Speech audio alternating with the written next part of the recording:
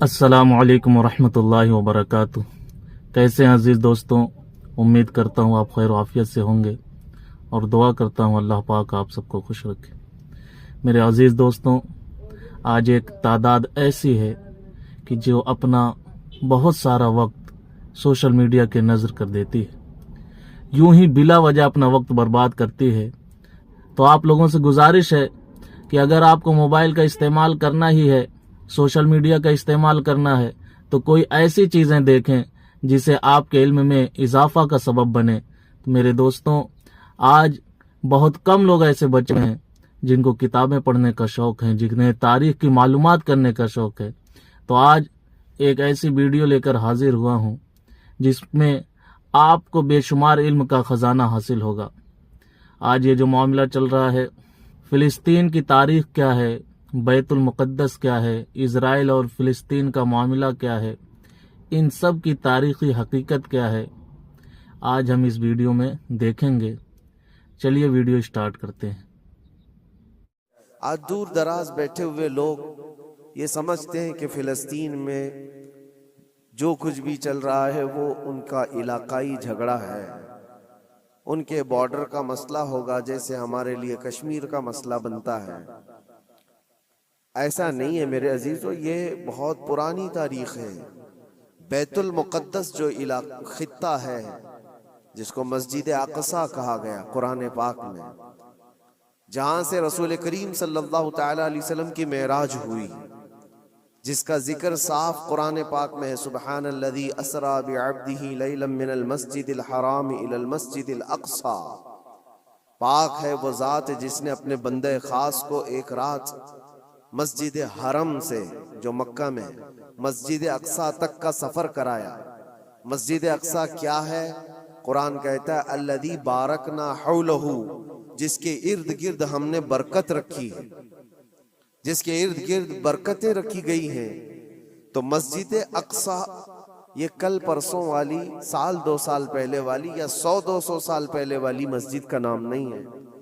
ये इतनी पुरानी है जिसकी तारीख तकरीबन 4000 साल पहले की। सैयदना इब्राहीम अलैहिस्सलातु तस्लीम के ज़माने से ये आबाद इलाका, और एक दो नहीं हज़ारों अंबिया इकराम अलैहिमुस्सलाम का वो क़िबला रहा है, और ख़ुद मुसलमानों का भी क़िबला अव्वल वही था। पहले उसी की तरफ मुँह करके नमाज अदा किया जाता। और नबी पाक सल्लल्लाहु तआला अलैहि वसल्लम जब मदीने तैयबा हिजरत फरमा कर आए, तो आप अंदाज़ा कीजिए कि बेअसत के 13 साल के बाद, यानी हुजूर के ऐलान नबुव्वत के 13 साल के बाद हुजूर पाक सल्लल्लाहु तआला अलैहि वसल्लम ने हिजरत फरमाई। मक्का के 13 साल और फिर मदीना जाने के बाद वहाँ 17 महीने, तकरीबन 1.5 साल बैतुल मुक़द्दस की तरफ मुँह करके ही नमाज पढ़ी जाती थी, बैतुल मुक़द्दस की तरफ रुख करके ही इबादत होती। और 17 महीने के बाद फिर वो हुक्म आया, वो भी मेरे मुस्तफ़ा करीम सल्लल्लाहु अलैहि वसल्लम की ख्वाहिश पर, कि आप ज़ोहर की नमाज अदा कर रहे थे और आपके दिल में ये ख्याल आया कि हमारा क़िबला बैतुल मुक़द्दस की बजाय खाने काबा होता तो अच्छा होता। रब तबारक व तआला की बारगाह में वो ख्वाहिश करते हुए आसमान की तरफ नमाज की हालत में हुजूर देख रहे थे, चेहरा आसमान की तरफ उठा रहे थे। 2 रकात हो चुकी थी, तब अल्लाह ताला ने कुरान की आयत नाजिल फरमाई नमाज की हालत में ही, क़द नरा तक़ल्लुब वजहिक फ़िस समा फ़लनुवल्लियन्नक क़िबलतन तरज़ाहा। ऐ महबूब, हम आपका चेहरा उठाना देख रहे हैं आसमान की तरफ, और अनकरीब आपको उसी तरफ फेर देंगे जहां आपकी रजा है, आपकी जिसमें खुशी है। और फिर फौरन आयत भी नाजिल हो गई, फवल्ली वजहक शतरल मस्जिदिल हराम। देर किस बात की महबूब, अभी आप अपना चेहरा खाने काबा की तरफ फरमा लें। बैतुल मुक़द्दस सामने है तो खाने काबा बिल्कुल अपोजिट में। हुजूर अकरम सल्लल्लाहु अलैहि वसल्लम 2 रकात के बाद नमाज की हालत में ही घूम गए, और उसके बाद बाकी की 2 रकात खाने काबा की तरफ मुँह करके पढ़ाई। तो क़िबला तो जो बदला वो नबी पाक सल्लल्लाहु अलैहि वसल्लम के ज़माने में 17 महीने नमाज मदीने में पढ़ने के बाद, लेकिन उससे पहले बैतुल मुक़द्दस क़िबला अव्वल रहा। बैतुल मुक़द्दस अंबिया इकराम का मस्कन है, تقریباً 30,000 کے قریب انبیاء اکرام علیہ السلام اس کے ارد گرد ہیں بیت المقدس کے، اور وہ اس کو قرآن پاک نے ارض مقدس کہا ہے۔ ارض مقدس بھی قرآن پاک میں اس کا ذکر ہے۔ مسئلہ یہ ہے کہ وہاں پر دنیا کے 3 بڑے پرانے جو ادیان ہیں ان کا وہ محور و مرکز بنتا چلا جاتا ہے، یہودیت، عیسائیت اور مسلمانوں کے لیے، سب کے لیے وہ مقدس ہے، محترم ہے، متبرک ہے۔ یہودی بھی اس کو مقدس مانتے، ان کا بھی قبلہ رہا، اور عیسائی بھی اس کو اپنا مقدس اور محترم عبادت گاہ کے طور پر دیکھتے ہیں، اس لیے کہ عیسیٰ علیہ السلام کی ولادت بھی وہاں قریب میں ہوئی بیت لحم میں، اور عیسائیوں کے لیے بھی وہ ایک مرکز کی حیثیت رکھتا ہے۔ اور یہ آسمانی مذاہب میں ایمان والے مسلمانوں کے لیے بھی وہ مقدس و متبرک ہے۔ اس کی وجہ چاہے جو بھی ہو، قرآن پاک میں اس کا ذکر ہے، اور نبی پاک صلی اللہ علیہ وسلم نے وہاں سے معراج فرمائی، معراج کا سفر شروع فرمایا۔ تو اس اعتبار سے 3 بڑے ادیان جو دنیا کے ہیں ان میں یہ اختلاف کا مسئلہ آج سے نہیں رہا، برسوں سے رہا۔ چلیں اگر آج کوئی ہم پر یہ الزام لگاتا ہے یہ کہ مسلمانوں کا اور یہودیوں کا مسئلہ ہے، تو میرے عزیزو، فلسطین میں مسلمانوں کے آنے سے پہلے کی اگر تاریخ آپ پڑھیں گے تو یہودیوں اور عیسائیوں میں کئی جنگیں وہاں پر ہوئی، کئی جنگیں بیت المقدس کو لے کر کے۔ بیت المقدس میں پہلے یہودیوں کا غلبہ تھا، تو عیسائیوں کا بادشاہ ٹائٹس اور ہرکیولس، یہ سب بادشاہوں کے جو نام ہیں آپ تاریخ میں پڑھیں، یہ حضور پاک صلی اللہ تعالیٰ علیہ وسلم کی آمد سے پہلے والے، انہوں نے طاقت حاصل کی، غلبہ حاصل کیا۔ تو ٹائٹس جو بادشاہ تھا عیسائیوں کا، اس نے اتنا قتل عام کیا تھا یہودیوں کا، اتنا قتل عام کہ پورے فلسطین کی زمین خون سے بہہ رہی تھی اس زمانے میں۔ اور پھر جب یہودیوں کا غلبہ آیا تھا تو یہودیوں نے عیسائیوں کا قتل عام کیا تھا، کسی کو چھوڑا نہیں تھا۔ تو بیت المقدس کے حصول کے لیے، اس پر غلبہ حاصل کرنے کے لیے جنگیں برسوں سے چلی، بہت برسوں سے۔ پھر جب وہ دور آیا، حضور پاک صلی اللہ تعالیٰ علیہ وسلم نے اعلان نبوت فرمایا، اسلام پوری دنیا میں پھیلنے لگا، پھر بھی حضور اکرم صلی اللہ علیہ وسلم کی زندگی پاک میں بیت المقدس پر، مسجد اقصیٰ پر مومنین کا یا مسلمانوں کا وہ غلبہ نہیں تھا۔ زمانہ بیت گیا، حضرت عمر فاروق رضی اللہ تعالیٰ عنہ کا زمانہ آیا۔ جب حضرت عمر فاروق کا زمانہ آیا تو اسلامی سلطنت کی سرحدیں بہت دور دور تک پھیل گئیں، مصر فتح ہو گیا، ایران فتح ہو گیا، روم فتح ہو گیا، بہت سارے علاقے فتح ہو کر اسلام میں داخل ہوئے۔ تو ایک محاذ فلسطین فتح کرنے کے لیے بھی حضرت عمر فاروق کے زمانے میں بھیجا گیا، جس میں حضرت ابو عبیدہ بن جراح رضی اللہ تعالیٰ عنہ بھی موجود تھے۔ اور وہ اسلامی لشکر جب گیا تو فلسطین کو ان لوگوں نے فتح کیا۔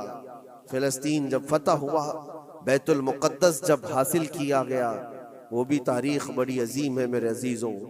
وہاں اس وقت عیسائیوں کا غلبہ تھا، یہودیوں کو نکال کر پھینک دیا گیا، مار دیا گیا، جیسے بھی ان کے ہر بار ہوتے تھے۔ جب ان کا غلبہ آئے تو ان کو مارے، ان کا غلبہ آئے تو ان کو مارے، یہ جنگیں چلتی تھی۔ پھر جب اسلام آیا تو اس زمانے میں عیسائیوں کا وہاں غلبہ تھا، انہوں نے حوالے کر دیا بیت المقدس کو، مسجد اقصیٰ کو حوالے کیا۔ تو یہ بہت بڑی خوشی کی بات تھی۔ تو اس وقت وہاں موجود صحابہ نے حضرت عمر فاروق رضی اللہ تعالیٰ عنہ کو خط لکھا کہ آپ تشریف لائیں کہ بیت المقدس فتح ہو چکا ہے۔ اور یہ مسلمانوں کے لیے ایک بہت بڑی بشارت تھی، بہت بڑی عظیم خوشخبری تھی، اور سب انتظار میں تھے کہ امیر المومنین آئیں گے تو ان کے ذریعے سے یہاں پر نماز ادا کی جائے گی۔ حضرت عمر نے خبر پاتے ہی سفر شروع فرمایا تھا، لیکن وہ کس حال میں سفر کیا تاریخ میں موجود ہے۔ وقت کا امیر المومنین جس نے محاذ پہ محاذ چھیڑ رکھے تھے اور بڑے بڑی سلطنتوں کو زیر کر دیا تھا، لیکن بیت المقدس کے فتح ہونے کی خبر پا کر جب جانا تھا تو بہت لاؤ لشکر لے کر کے نہیں نکلے، اپنے ایک غلام اور ایک گھوڑے کے ساتھ نکلے تھے مدینہ طیبہ سے، اور وہ بھی اس حال میں نکلے تھے کہ غلام سے طے کر لیا تھا کہ 1 میل میں اس پر بیٹھوں گا تو چلے گا، اور 1 میل تو بیٹھے گا اور میں اس رسی پکڑ کر چلوں گا۔ یہ دونوں میں طے ہو چکا تھا۔ اس طرح سے امیر المومنین سفر کرتے ہوئے فلسطین پہنچے تھے، بیت المقدس پہنچے تھے۔ حضرت عمر فاروق رضی اللہ تعالیٰ عنہ، یہ باتیں آج اس لیے بتا رہا ہوں کہ جنہوں نے خون کا بازار گرم کر رکھا ہے، اور جو ہم پر یہ الزامات ہیں کہ تلوار کے زور پر علاقے حاصل کیے، تو حضرت عمر کی یہ سیرت بھی بتاؤ، یہ تاریخ بھی بتاؤ کہ فاتح قوم کس طرح سے جاتی ہے، اکڑ کر، لوگوں کو پکڑ کر نہیں۔ حضرت عمر جب بیت المقدس کے فتح کے بعد فلسطین آ رہے تھے، خبر مشہور ہو گئی، عیسائی بھی مسلمان بھی جو وہاں موجود تھے، سب لوگ امیر المومنین کو دیکھنے کے لیے باہر نکلے تھے۔ اتفاق ایسا تھا کہ فلسطین جب قریب تھا تو سواری پر بیٹھنے کی باری غلام کی تھی، حضرت عمر کی باری رسی پکڑنے کی تھی۔ وہ رسی پکڑ کر کے وہاں قریب پہنچے تو لوگوں نے یہ سوچا جو سواری پر بیٹھا ہے وہ امیر المومنین ہے، لوگ سب اس کے پیچھے دوڑنے لگے۔ تو وہاں موجود صحابی رسول حضرت ابو عبیدہ نے کہا، اے لوگو، تم غلط فہمی میں ہو، سواری پر بیٹھا ہوا امیر المومنین نہیں، گھوڑے کی رسی پکڑا ہوا وہ امیر المومنین، وہ تو غلام ہے ان کا۔ لوگوں نے پوچھا ایسا کیسے ہو سکتا ہے، تمہارا اتنا بڑا عظیم بادشاہ، اتنا بڑا سلطان، وہ رسی پکڑ کر چل رہا ہو، کوئی غلام بیٹھا ہو؟ کہا یہی تو اسلام کا عدل ہے، فاروق اعظم کا عدل ہے۔ انہوں نے یہ طے کیا ہے کہ راستے میں دونوں برابر کے سفر میں حصے دار ہوں گے، تھوڑا آرام تم کرو گے، تھوڑا آرام ہم کریں گے۔ ان اخلاق کو دیکھ کر موجود کئی لوگوں نے اسلام قبول کیا تھا۔ حضرت سیدنا عمر ابن خطاب رضی اللہ تعالیٰ عنہ اسی موقع پر یہ بھی ارشاد فرماتے ہیں، لوگوں نے جب یہ دیکھا امیر المومنین امیر المومنین کہہ کر پکارا تو آپ کی آنکھوں میں آنسو آئے۔ فتح بیت المقدس کے موقع پر میرے عزیزوں، ہو سکتا ہے کسی کا سینہ چوڑا ہو جائے کہ بیت المقدس فتح کر لیا ہے، اب ہم نے مسلمانوں کا قبلہ اول واپس آ گیا ہے۔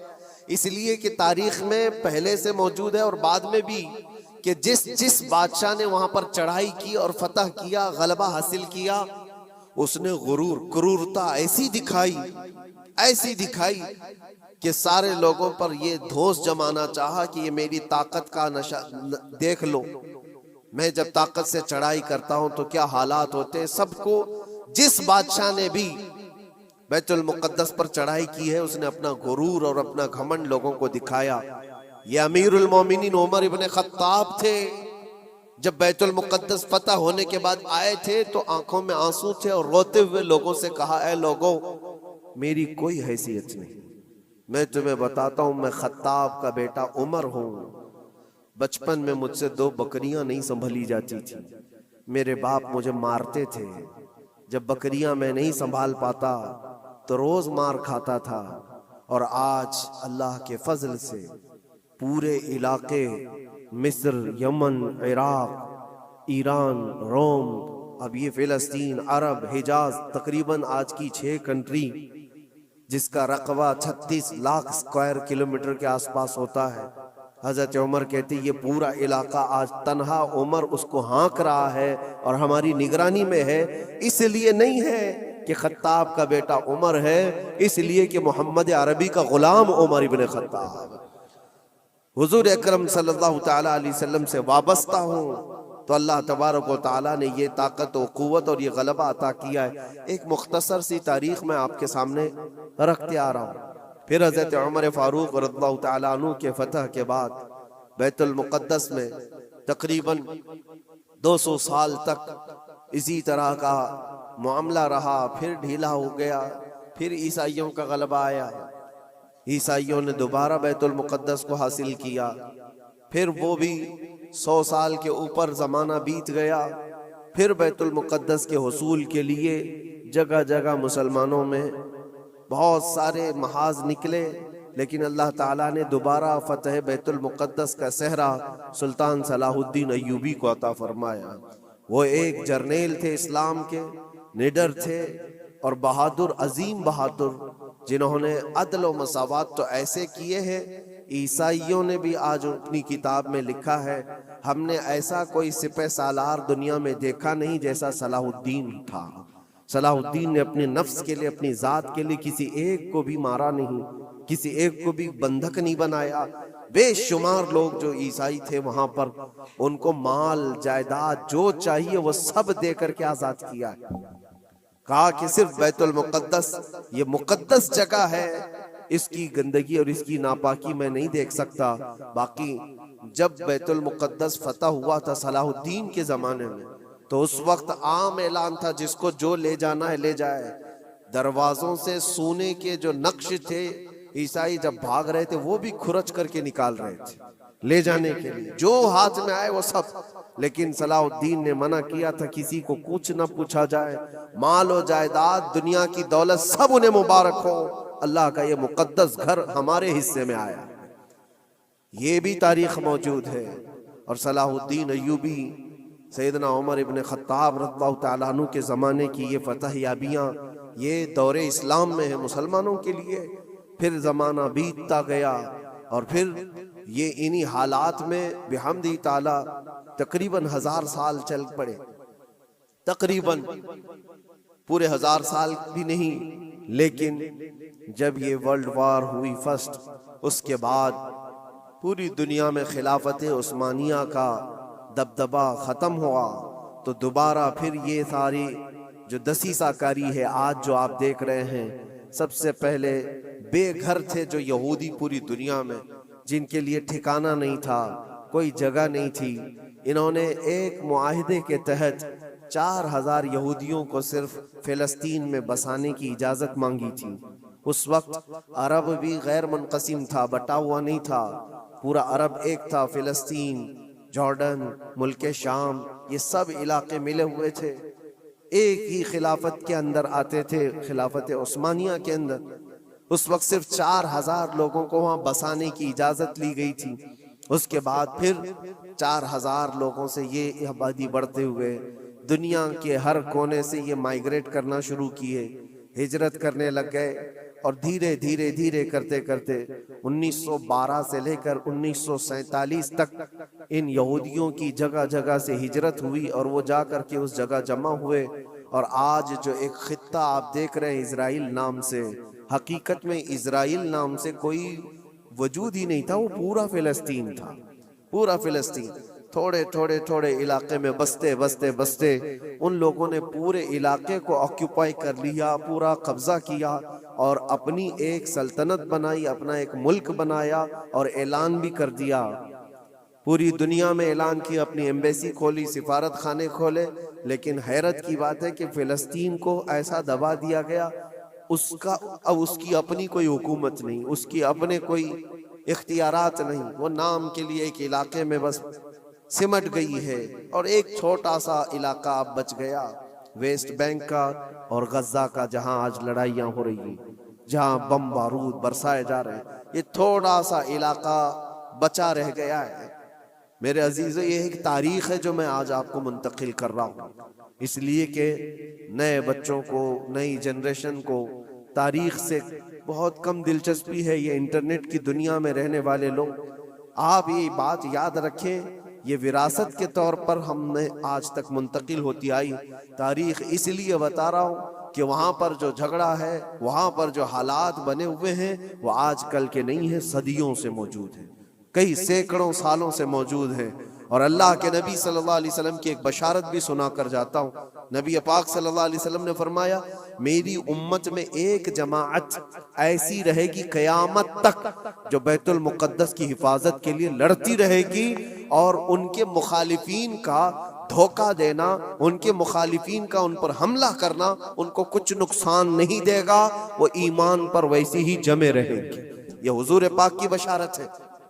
نبی پاک صلی اللہ علیہ وسلم نے فرمایا ہے کہ وہ دمشق یا بیت المقدس کے آس پاس لوگ ہوں گے، اپنی جانوں کا نذرانہ دیتے، اور حضور نے یہ جب گارنٹی دے دی تو پھر کہنے کی کیا بات ہے. حضور نے فرمایا قیامت تک وہ جماعت حق پر قائم رہے گی.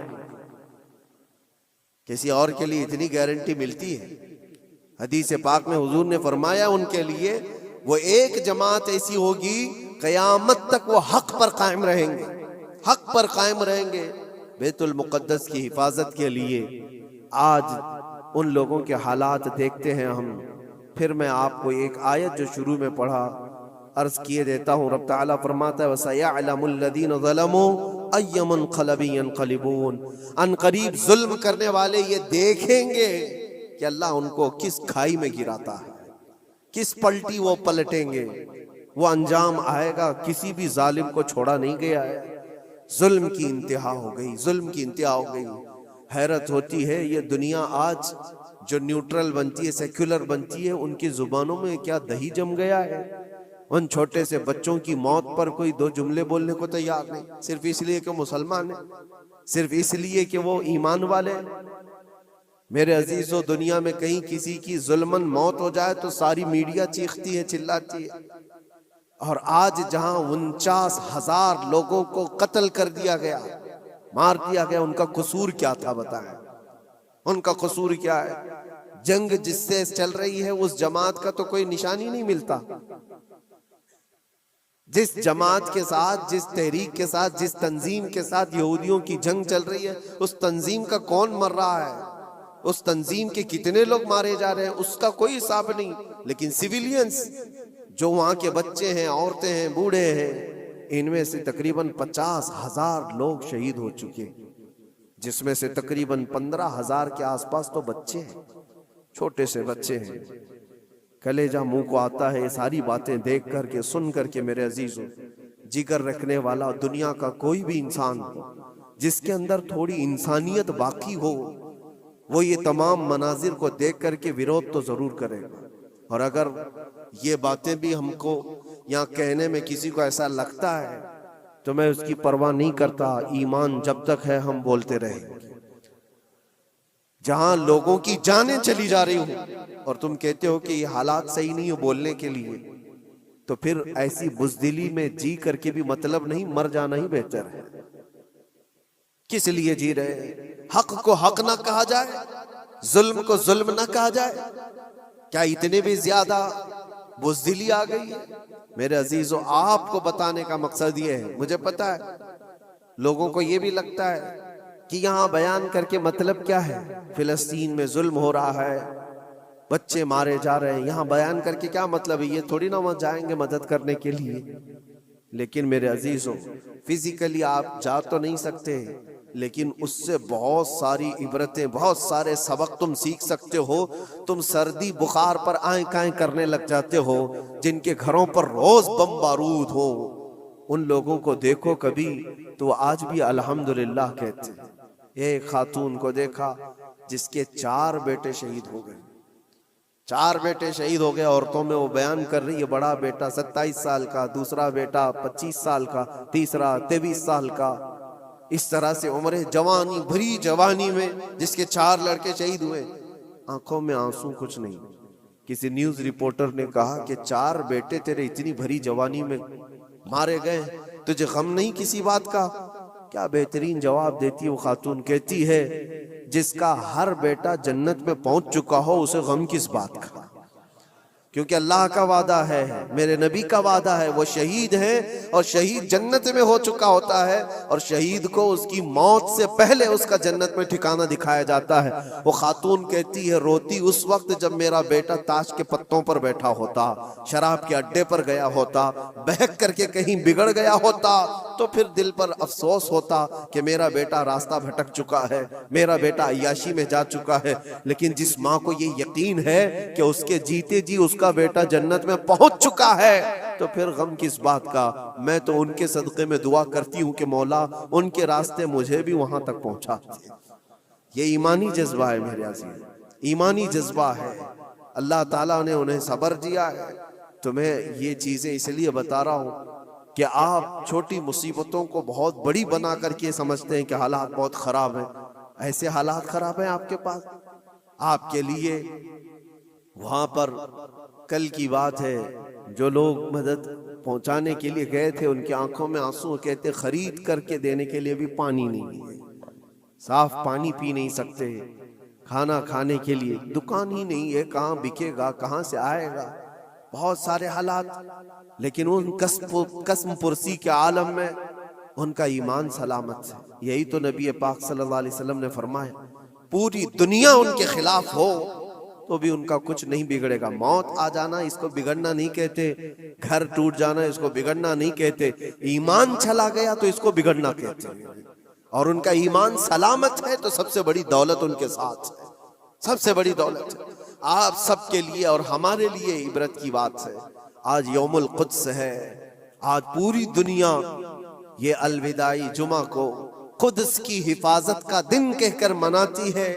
آپ سب اللہ کی بارگاہ میں دعا گو ہو جائیں اور اللہ کریم کی بارگاہ میں گڑ گڑا کر کے مانگیں کہ مولا قبلہ اول بیت المقدس کو پھر سے ہمارے حق میں عطا فرما دیں۔ اور اس کے لیے جنہوں نے اپنی جانوں کا نذرانہ پیش کیا، اپنے مال و جائیداد، اپنے بچے، اپنے عزیز و اقارب کھوئے، اے کریم خدا دنیا میں بھی اور آخرت میں بھی ان کو اجر عظیم عطا فرما۔ وہاں کے شہیدوں کی شہادت کو قبول فرما لے۔ اے اللہ ان کے بیماروں کو شفا دے دے، ان کی عورتوں کو سہارا دے دے۔ مولا کریم ان کے رزق کے اسباب پیدا کرتے ہیں۔